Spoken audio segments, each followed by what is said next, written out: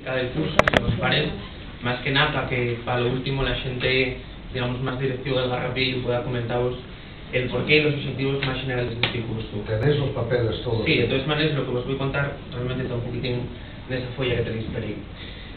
52 horas de formación, que al final, pues bueno, vamos a ser realistas, lo primero de todo, dan para lo que dan, esperemos que den para mucho, pero bueno, que vamos a pretender que las personas que vengan a formarse tengan una formación teórica de una parte, y decir, para que nos entendamos, que cualquier persona que salga diplomada de este curso tenga unas mínimas herramientas educativas a la hora de enseñar o de llevar estos juegos tradicionales a cualquier contexto. Es decir, no vamos a formar ni grandes entrenadores, ni a maestros, etcétera, etcétera. Es decir, vamos a formar monitores de iniciación, por decirlo de alguna manera.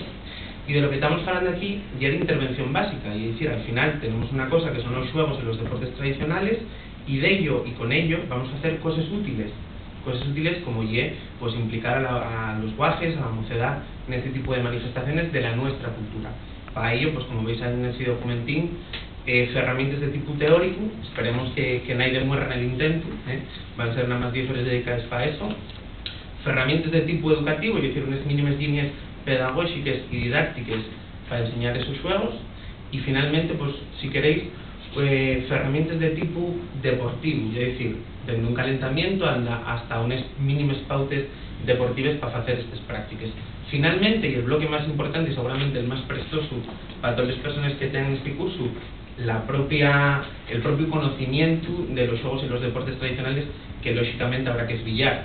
Un momento como este y también apropiado para celebrar que en un sitio como Asturias, con poco más de 10.000 kilómetros cuadrados y 1 millón de habitantes, tengamos esa bayura, esa riqueza de manifestaciones en cuanto a juegos, de los cuales 20 ya consiguieron el estatus de deporte. Entonces, haremos un recorrido durante esas 20 horas del bloque de conocimiento.